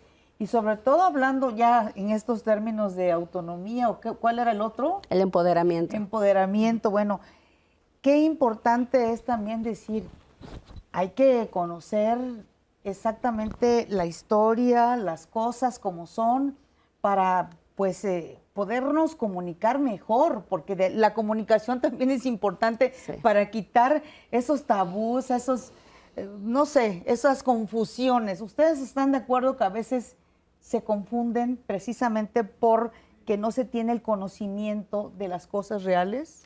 Sí. Pues hay estereotipos, ¿no? Los estereotipos de género confunden. Y desde los estereotipos de género, en el lenguaje, en la familia, en el propio derecho y en las propias sentencias de los juzgadores. Entonces, ¿qué necesitamos justo cambiar esta cultura? Comenzar a entender que la igualdad sustantiva implica hacer realidad ese derecho a la igualdad de todos. Hombres, mujeres, lo dijo Ale, personas que no han sido visibilizadas, personas indígenas, adultos mayores, personas migrantes. Es decir, todo este tema, de este nuevo sistema, esta igualdad sustantiva es cómo logramos que esas personas que de forma estructural y de forma histórica han sido invisibilizadas, han sido víctimas de discriminación y violencia, cómo logramos que puedan acceder a ese derecho a la igualdad, a esa dignidad que tienen como personas. Y somos todos, no nada más mujeres, ¿no? Claro. Y bueno, y el problema es cuando esas vulnerabilidades se convierten en múltiples, cuando es una mujer que además es indígena, que además es trabajadora, que además es menor, que además es pobre, que además no sabe leer. Entonces, ¿cómo garantizamos esa igualdad sustantiva a diferencia de la igualdad legal, ¿no? La igualdad que es solamente formal. La igualdad sustantiva es lograr hacer realidad ese derecho a la igualdad que está contenida tanto en los instrumentos internacionales como en la propia Constitución. Y que seguramente ahí está el principal reto, ¿no? Ya están las leyes, ya está en nuestra Constitución, pero ¿cómo romper las barreras que contienen precisamente que se estén aplicando todos estos, pues sí, hay que decirlo, triunfos que han tenido las mujeres en este país? Bueno, yo pienso que sí, efectivamente, hay avances, hay logros en materia legislativa. Pienso, que no hay que pensarlo como procesos cerrados, hay que defenderlos. Estamos mirando en otras partes del mundo cómo derechos que se creían alcanzados de pronto se desmantelan con un decreto, con una nueva política, y esto hay que estarlo constantemente defendiendo. También hay que estar abiertas a la discusión y a la mejora de la legislación, eso es fundamental, no se logra siempre un estado perfecto, nunca se llegará porque las sociedades cambian, son dinámicas y sus legislaciones, sus formas de acuerdo y de lo que establecen eso como acuerdos mutuos pues van a cambiar y es deseable que así sea. Y hay por supuesto temáticas que se tienen que incorporar en la legislación como el tema de los cuidados, hablaba de la violencia digital, la incorporación de nuevas legislaciones en torno al trabajo, la incorporación en legislaciones que tienen que ver con el ámbito educativo. Y estamos hablando de legislaciones macro, pero a nivel local, en todos nuestros espacios de trabajo podemos tener reglamentos, normativas, protocolos que acompañen y que promuevan o que se fundamenten en este horizonte de alcanzar una igualdad sustantiva. Incluso la incorporación de los estudios de género como materia desde la primaria. Creo que eso es muy importante, el que desde pequeños, pequeñas puedan identificar una educación basada en el género hace la diferencia. A nivel académico, por ejemplo, en el Politécnico ya estamos trabajando con un modelo de transversalidad curricular en el cual estamos incorporando el género en el currículum e incluso estas guías de formación práctica y docente que tenemos que abonar desde los espacios educativos. Creo que eso es muy importante. La educación no solamente va a ser desde la casa, sino también incorporarla desde los espacios en las instituciones académicas.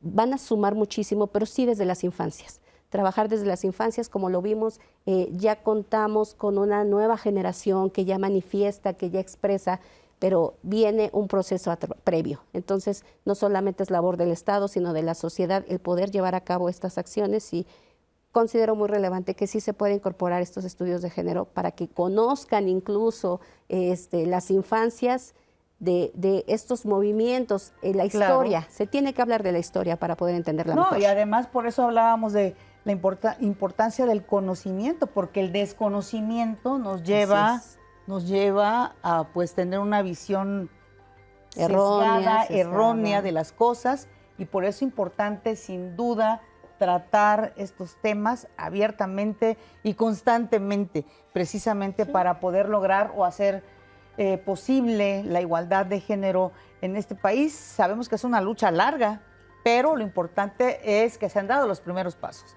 Vamos a otra pausa, regresamos con más.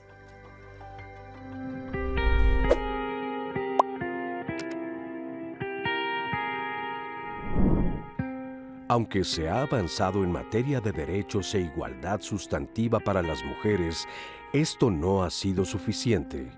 Urge cerrar brechas de desigualdad y promover la participación igualitaria de todas. Seguimos juntos dialogando en confianza y hablando sobre estos derechos y la igualdad sustantiva de las mujeres. Nos dice José David Marmolejo, para alcanzar mayor igualdad se requieren mismas obligaciones en los géneros. Y precisamente hablando de este camino que hemos seguido como país, vamos a escuchar esta segunda parte de la entrevista con Brenda Arias. Ella es secretaria técnica de la Comisión de Igualdad de Género del Congreso de la Ciudad de México, que nos explica hacia dónde vamos, ya con todas las iniciativas, con todo puesto sobre la mesa, ¿qué sigue para México en este camino? Para avanzar en los derechos de las mujeres es fundamental que se identifique que existe una problemática de desigualdad de poder, que está estructurada en todos los espacios materiales, simbólicos, culturales, políticos, económicos, porque todas esas condiciones permiten que las mujeres vivan en una situación de poder en donde se considera que son menos que los hombres, ¿no? Y que además es algo que hemos aprendido y que hemos transmitido de generación en generación y que por eso justamente está tan arraigado en nuestras costumbres, en nuestras acciones, en nuestras maneras de ver la vida, incluso de relacionarnos afectivamente, laboralmente, políticamente. O sea, todas estas cuestiones son fundamentales ponerlas sobre la mesa en la discusión, en los medios de comunicación, en los espacios legislativos, para poder hablar de que existe esta problemática y para empezar por reconocerla. Porque si no se reconoce que existe esta problemática, es muy difícil que podamos desarraigarla de todos estos espacios en donde se ha metido, ¿no? hemos visto esta evidencia de que en otros países han habido retrocesos en derechos de las mujeres. Tenemos Argentina con Milei, Estados Unidos con Trump ahorita, ¿no? Entonces, el avanzar en los derechos, tenerlos en las legislaciones, nos posibilita identificar que ya estén en nuestra Constitución y que sean leyes, ¿no? O sea, ya está ahí. Entonces, esto nos asegura de que probablemente cuando lleguen otros gobiernos, pues tendrán que hacer las modificaciones y las reformas, ¿no? Pero también es importante involucrar a toda la sociedad en estas transformaciones. O sea, una parte es la parte legislativa y la parte institucional, pero también el involucrar mujeres, hombres, niños, niñas, adolescentes, nos permite que todas podamos hacer un trabajo en conjunto. Porque muchas veces los discursos son malentendidos, ¿no? Se habla de que existe una pelea entre pobres y ricos, o una pelea entre mujeres y hombres, y esto también genera pues estas cuestiones de discursos de división, ¿no? Y lo que nos interesa justamente de estos movimientos de mujeres no es decir los hombres son el problema, sino decir existe un sistema político, cultural y económico que se llama patriarcado, que justamente posibilita que existan estas relaciones de violencia y de poder. Entonces, el hablar de que todas y todos somos responsables y tenemos que hacer transformaciones, pues es fundamental. O sea, los hombres tendrían que reflexionar en estas épocas del 8 de marzo, ¿no? De sentarse a platicar cómo están ejerciendo ellos violencia contra otros hombres, contra las mujeres, o cómo las relaciones de poder justamente los ponen en condiciones en donde están ejerciendo situaciones de vulnerabilidad hacia las mujeres. Eso es fundamental, que lo hagamos de manera conjunta, porque somos una población diversa y entonces esta diversidad pues es fundamental reconocerla y hacer cosas a partir de esta diversidad. Gracias a Brenda por esta entrevista y sí, hay que hablar de este tema con una perspectiva de hombres y de mujeres, donde todos estemos incluidos. En este sentido nos dice María Elena Cisneros, acaban de decir que el que paga manda, menosprecian a las mujeres, ¿dónde queda entonces nuestro trabajo? Nos dice Arturo Esteban Zapatara.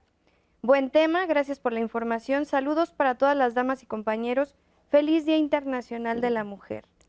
Y aquí me surge una duda. Sí. ¿Se felicita, no se felicita? ¿Por qué decimos, a mí no me felicites? Mejor respétame, mejor haz valer mis derechos. Pero hay mucha gente que todavía lo dice y como Arturo me queda claro que no lo dicen de una, que no lo una dicen perspectiva de manera negativa. peyorativa, ¿no? No, Sí, no, claro. no, sino por un reconocimiento. Pero ¿por qué no se felicita a la mujer en este 8M? Justo lo que comentábamos en el corte anterior, el desconocimiento es lo que genera el que todavía haya personas, y no solamente hombres, también mujeres, que felicitan a las mujeres por su día, ¿no? Así es como se les identifica.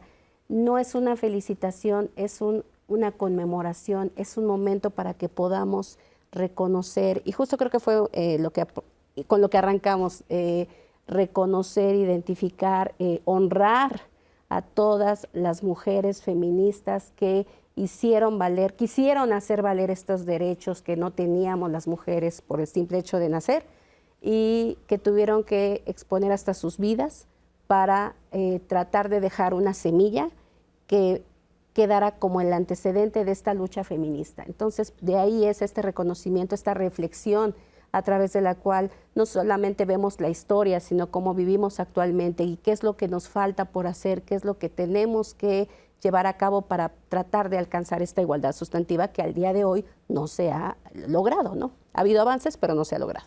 Así es, y mucho tiene que ver sin duda con romper o provocar un cambio estructural. ¿Lo creen posible ustedes? No, bueno. Si no lo creyésemos posible, quizá no estaríamos aquí. Claro que es posible, hay un horizonte ético, creo, de todas nosotras, que justamente le apostamos a un cambio en múltiples instancias, labores. Entonces, efectivamente, por supuesto, creo que somos una sociedad con la inteligencia suficiente para poder reconocer y dialogar y constructivamente decir, bueno, ¿por qué no se felicita? ¿Por qué en realidad es un día en el que se rememora, en el que se lucha, en el que se defiende? No son otros los verbos, pero efectivamente no hacerlo de una manera dialógica, ¿no? Claro. Y explicando por qué si decimos felicitar, el día se despolitiza, se le quita este potencial de transformación que tiene. ¿no? Se trata de reconocer la desigualdad y por eso se rememoran luchas, por eso se apuntala y se tiene como un horizonte de futuro de hacia dónde queremos avanzar, ¿no? Y entonces claro que sí, por supuesto que lo creemos posible y es un futuro y un porvenir que estará en disputa, que no habrá una sola voz, que no es deseable que exista nunca en ningún movimiento una sola voz, sino que escuchemos entre diferentes visiones, posturas y siempre teniendo un horizonte ético. En nuestro país vivimos una violencia lacerante y yo estoy convencida de que mirar la violencia del país desde una perspectiva de género puede darnos luces para pensar otros porvenires menos violentos, ni siquiera menos, no violentos. Entonces sí creo que es eso, porque entre quienes han estudiado la historia de las mujeres, también hay algo que suena muy rimbombante, pero es la epistemología de las mujeres o la epistemología feminista, que tiene que ver con cómo poder actuar frente al mundo, conocer este mundo desde la visión de las mujeres. Y ahí sí hay experiencias de pacificación, de resolución de conflictos, otras maneras de resolver la vida cotidiana, basadas en el acuerdo, en el cuidado mutuo, en el reconocimiento, repito, a la dignidad de todas las personas. Y también comentábamos la importancia de difundir a través de los medios todo esto. ¿Están de acuerdo? Sí. Importantísimo, diría yo. De hecho, sí. La pregunta es, ¿podemos lograrlo? Es un tema de estrategia. Y la estrategia va encaminada a cada grupo, a cada círculo. ¿Qué estrategia vamos a aplicar para cambiar esos roles, esos estereotipos dentro de la propia familia y no seguir reproduciendo ese sistema?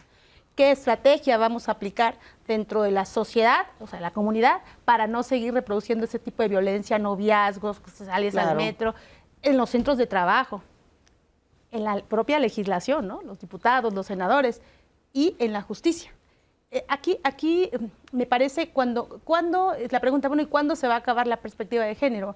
Bueno, la perspectiva de género se va a acabar cuando realmente tengamos esa igualdad real, cuando ya no existan diferencias entre hombres y mujeres, cuando las mujeres ya no sigan siendo asesinadas, maltratadas, hostigadas sexualmente, cuando los hombres puedan tener derecho a esa paternidad efectiva, cuando puedan gozar de las pensiones, de todos los derechos que tienen y que se les han quitado por ser hombres, cuando las mujeres realmente puedan gozar de ese derecho a una vida libre de violencia, cuando puedan salir de casa y sin ningún tema, cuando vayan a trabajar y por supuesto que en el trabajo no sean víctimas de violencia, no sean víctimas de discriminación por ser mujer, de hostigamiento. Entonces, ¿cuándo?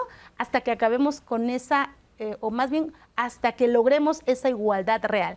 Ojalá que sí, y muchas tenemos fe. Y bueno, nos quedan unos cuantos minutos para terminar Diálogos en Confianza. Me gustaría que, pues, previo al 8 de marzo, a la marcha del 8 de marzo, me quisieran dar algún comentario, sobre todo a nuestras audiencias. Claro que sí. Contigo, a ver. Con mucho gusto. Bueno, pues invitarles a la reflexión, invitarles a que conozcamos lo que tiene que ver la historia que hay detrás del 8M. Es muy interesante, en verdad, cuando nos adentremos al conocimiento de la historia, cómo hemos ido avanzando y lo que nos falta por hacer, estoy segura que va a haber un cambio de mentalidad. Entonces es invitarlos a conocer la historia del 8M.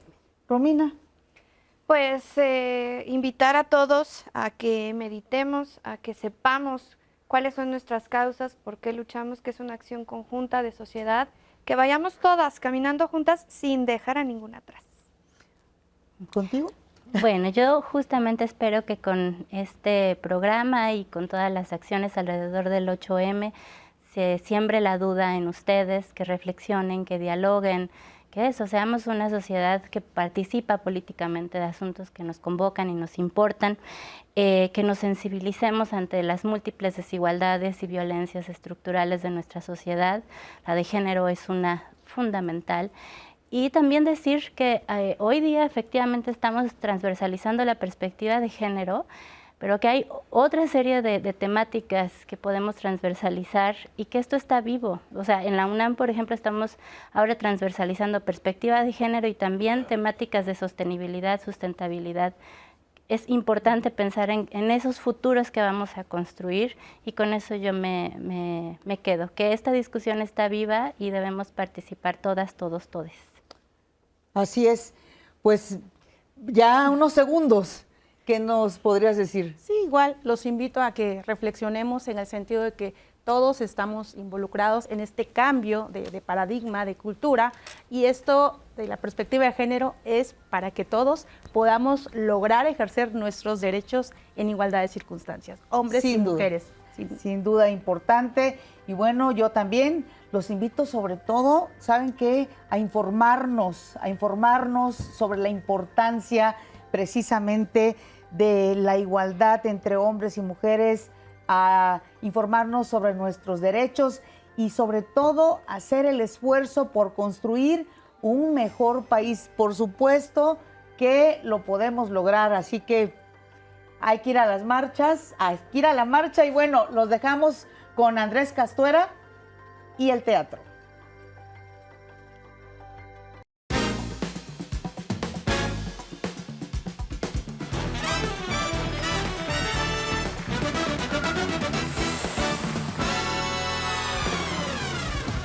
¿Qué tal, gente amante de las tablas y los telones? Es tiempo de teatro por el 11. Hoy, una obra que da voz y visibiliza a grandes mujeres de la ciencia a través de la historia, La garganta del cielo. Julia ha tomado una decisión drástica en torno a su vida y en este umbral de la trascendencia conocerá el origen del universo. 7 científicas y sus teorías sobre el origen, sobre la vida, la muerte y el infinito le darán sentido a este viaje. Un acercamiento a la ciencia a través del teatro, lo que nos deja claro que no hay tema que no pueda tener una nueva vida sobre los escenarios.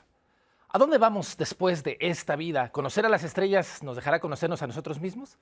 Vamos a ver las imágenes de esta obra y al regresar te digo dónde podrás conocerla. Hasta olvidar por qué comencé a llorar. Llorar hasta quedarme dormida llorando y seguir llorando al despertar. Una de las cosas más bonitas que pudimos encontrar cuando la hicimos y cuando la transmitimos, estuvimos investigando la ciencia en general, pero sobre todo a estas mujeres fascinantes que hacen estas piezas, que tienen una obra que cambió la historia de la humanidad, que modificó las cosas que somos. Y creo que una de las cosas más importantes es, primero, que vivimos en una época y en un momento en donde todos hemos pasado vidas duras, realidades duras, y creemos que una de las cosas que nos ayudó un poco es entender que en cada pequeña cosa que conforma el universo, en cada cosa del orden de la creación y de la naturaleza en la que se organiza la realidad, hay algo hermoso que entender y hay algo hermoso que comprender. Pero mi Dios no es ese farsante barbón que pintan en los muros de las iglesias. Estudiaba los textos canónicos de la religión, pero algo me hacía falta en la voz de los profetas. Entonces me di cuenta de que si quería respuestas, tendría que preguntarle directamente a él. Yo creo que las relaciones humanas, más allá del conocimiento, sí, más allá de la propia historia personal, está el cómo me relaciono con la otra, con el otro. Creo que ahí está la respuesta a estos problemas existenciales, la mirada de la otra persona, así como en el teatro. En el teatro suceden las cosas gracias a que ustedes están ahí mirando, y creo que ese es el hilo conductor, las relaciones humanas entre ellas. La garganta del cielo es una obra maravillosa, pero además es un enorme reto actoral. Yo solo resolví los números, ¿verdad? Pero a mí, ni Gilbert ni tú me preguntaron si estaba de acuerdo, ¿verdad? O qué pensaba, y así como creían ustedes cuando todos los tomaban por unos chiflados, bueno, pues ahora creo que esos jovencitos y su concepto cuántico están llegando a algo. Bueno, es un viaje acerca de este personaje, Julia, que está pasando por un momento, bueno, más bien tiene una depresión clínica y tiene como muchos cuestionamientos en la vida y decide tomar, pues sí, la decisión de su propia vida en sus manos Y a partir de eso entra en un viaje en donde se encuentra con varias científicas que la hacen confrontarse con partes existenciales de la vida que tanto ellas como el mundo se ha preguntado, como cosas muy profundas y muy personales y particulares, como la historia con su madre, con su padre, etc. Me jaló de los pies con sus fauces frías. Me hundí por más que agitaba los brazos. Grité, pero nadie me escuchó. Nunca le tuve miedo a la muerte, pero siempre odié el dolor. Bien vale la pena acudir a esta obra que con una propuesta visual nos va a llevar a diferentes épocas y latitudes, además de acercarnos a la genialidad de estas científicas cuya aportación no ha sido bien reconocida. Magia, ciencia y emoción en una misma función. Protagonizada por Belén Aguirre, La Garganta del Cielo, cierra temporada este fin de semana, hoy y mañana a las 8, sábado a las 7 y el domingo a las 6. Hasta aquí nuestro tiempo de teatro. Mañana nuestra cartelera para seguir recorriendo el teatro mexicano como a ti te gusta verlo, por el 11.